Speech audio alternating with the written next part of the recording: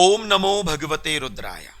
भगवान शिव का नाम, भगवान शिव की पूजा और भगवान शिव के निमित्त किया जाने वाला पावन पवित्र व्रत प्रदोष व्रत।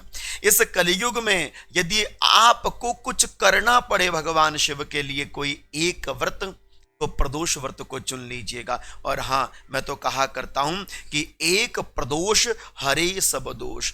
एक प्रदोष का व्रत समस्त पूर्ण दोषों का निराकरण कर देता है। और यदि आपसे महादेव भी आकर कहें कि बेटा क्या चाहिए, तो प्रदोष का व्रत मांगिएगा। और महादेव कहें क्या छोड़ना है, बोले महादेव सब कुछ छूट जाए लेकिन प्रदोष का व्रत ना छोड़ें। इसलिए मैं कहा करता हूं, पूजा करूं तो शिव की, होठों में नाम हो तो महादेव का, और 1000 व्रतों में से कोई एक व्रत करने का सौभाग्य मुझे प्राप्त हो तो वह व्रत हो प्रदोष का। और अधिक मास चल रहा है, पुरुषोत्तम मास चल रहा है, और इसी पुरुषोत्तम मास में 28 अथवा 29 मई हमें प्रदोष का व्रत कब करना है, किस विधि से करना है, किस प्रकार से करना है, और आपके लिए प्रदोष व्रत क्यों सबसे ज्यादा फलदायी है, बस इस बात को आपने समझना है। संपूर्ण विधि का विश्लेषण शास्त्रोक्त विधान से कर रहा हूं, बड़ी ध्यान पूर्वक सुनिएगा और समझिएगा। सबसे पहले तो यह जानते हैं कि प्रदोष का व्रत हमें कब करना चाहिए, 28 मई अथवा 29 मई। तो शास्त्रोक्त विधि से 28 और 29 मई दोनों दिन हमें त्रयोदशी तिथि प्राप्त हो रही है, किंतु 29 मई को जो त्रयोदशी तिथि है जिसमें प्रदोष व्रत किया जाता है,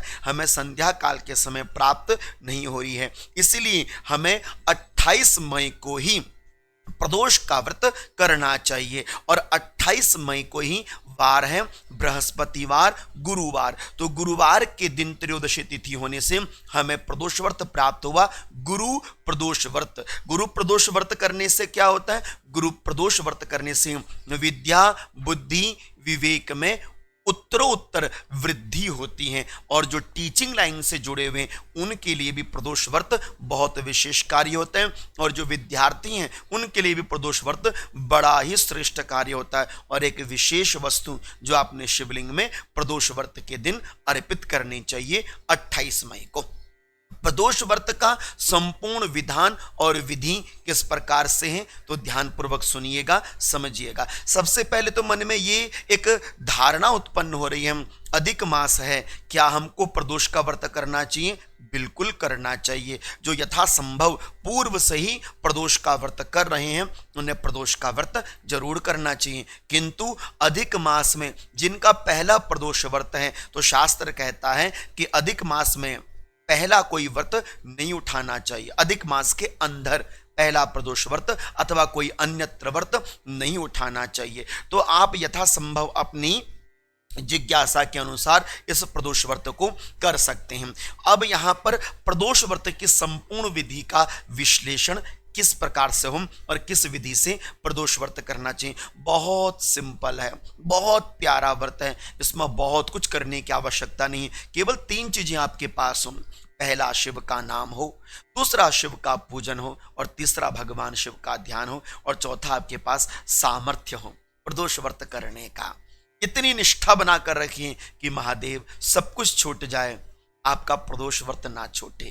बड़े भाग्यवान हैं वो लोग जिनके द्वारा यह प्रदोष व्रत हो रहा है अथवा किया जा रहा है। और मैं भी बड़ा भाग्यवान हूं कि आज हमारे द्वारा असंख्य शिव भक्त प्रदोष का व्रत कर रहे हैं और बड़ी विधिवत पूर्वक कर रहे हैं। प्रत्येक भक्त के मुख में आज ओम नमो भगवते रुद्राय यह महामंत्र है, और प्रत्येक भक्त के जीवन में प्रदोष व्रत उतर रहा है। तो विधान क्या है, आप प्रदोष व्रत के दिन प्रातः काल जल्दी स्नान करें, सूर्य भगवान को अर्घ्य दें, तुलसी माता की पूजा जरूर करनी चाहिए। इस प्रकार से संपूर्ण पूजन इत्यादि करने के तदुपरांत आपको आसपास के शिवालय में जाना चाहिए। ध्यान रखिएगा, प्रातः काल जिस शिवालय में आपने प्रदोष व्रत का पूजन किया है, संध्या काल भी उसी शिवालय में जाकर आपको प्रदोष व्रत का पूजन करना चाहिए। हाँ, प्रयास कीजिए शिवालय में जाने का। यदि ना हो सके तो आप अपने घर में ही बैठकर, जो आपके घर में विराजमान है महादेव, आप उसमें भी भगवान शिव का पूजन कर सकते हैं। यदि आपके घर में शिवलिंग नहीं है तो आप मिट्टी का शिवलिंग बनाकर भी भगवान शिव का पूजन कर सकते हैं। और अधिक मास में तो आपको विशेष विशेष रूपेण मिट्टी का शिवलिंग बनाकर भगवान शिव का पूजन प्रदोष व्रत के दिन कर लेना चाहिए। प्रयास कीजिए शिवालय में जाने का। शिवालय में जब आप जाएं तो आपको सामग्री बना के रखनी चाहिए। सामग्री आपके स्क्रीन में है, आप सामग्री को रखिए। भस्म है, चंदन है और 11 बिल्व पत्र हैं, 11 जौ हैं, 11 तिल हैं और जल कलश इत्यादि हो, और उस जल के कलश में आपने थोड़ा सा काला तिल डालना चाहिए। ध्यान रखिएगा, अपनी शिव पूजा में जल और काले तिल, इन 2 चीजों का प्रयोग अत्यधिक करना चाहिए। इस प्रकार से अपनी सामग्री को बनाकर शिवालय में जाइए और दक्षिण में बैठकर उत्तर की ओर मुख करें यदि आपको स्थान प्राप्त हो जाए। इस प्रकार से भगवान शिव को प्रणाम करें। शिवालय में आपने 2 मिट्टी के दीप सुबह के समय लेकर जाने चाहिए और पूजन करने से पूर्व आपने अपने हस्त प्रक्षाली करने चाहिए, 3 बार आचमन करना चाहिए, पुनः से हाथ धोकर फिर आपको दीप प्रज्वलित करना चाहिए। भगवान शिव को संपूर्ण परिवार शिव के प्रणाम करना चाहिए।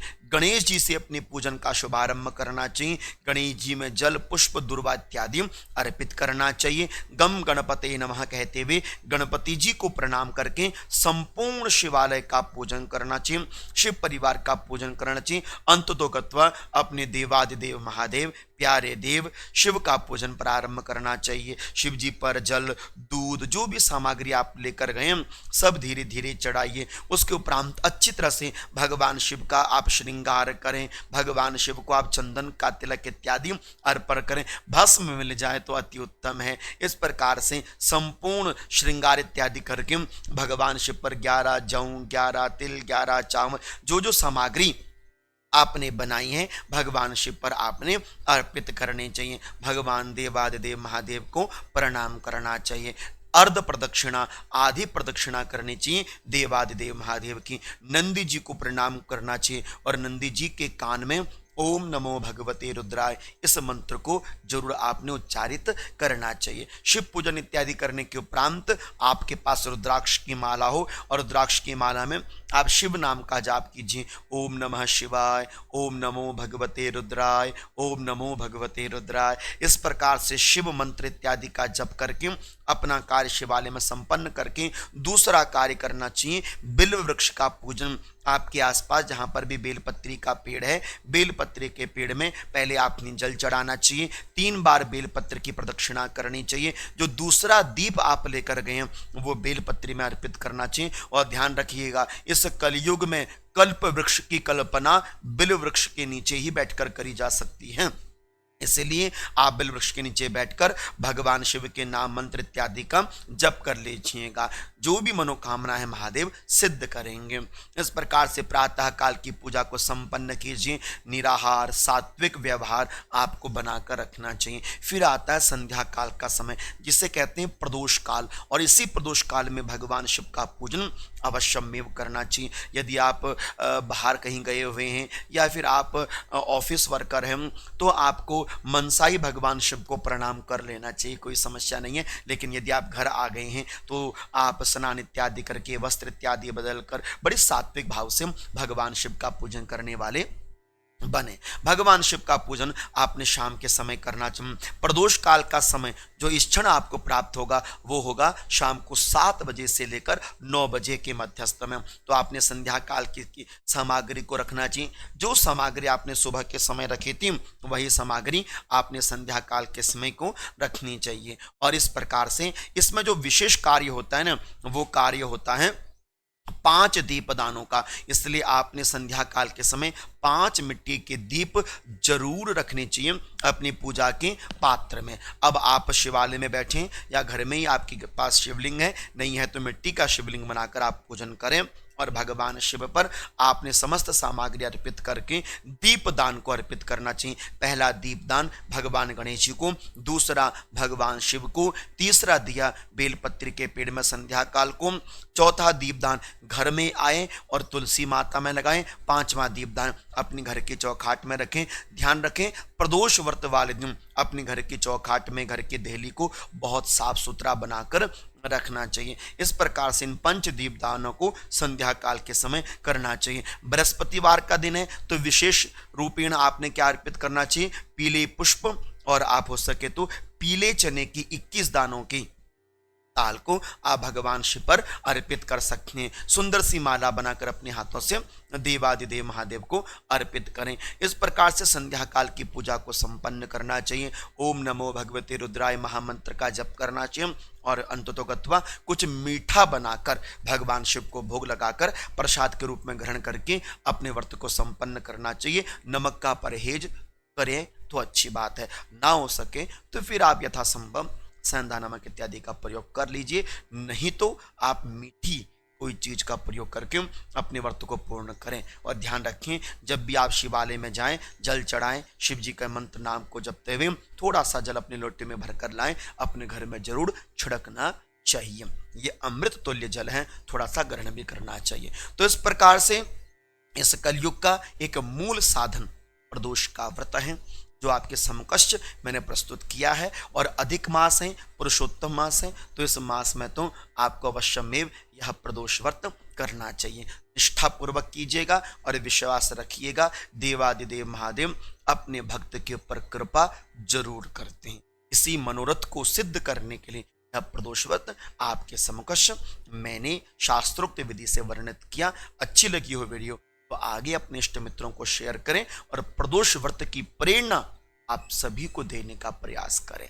एक प्रदोष हरे सब दोष, इसी सिद्धांत के साथ आप सभी को प्रेम भरी ओम नमो भगवते रुद्राय, ओम नमो भगवते रुद्राय।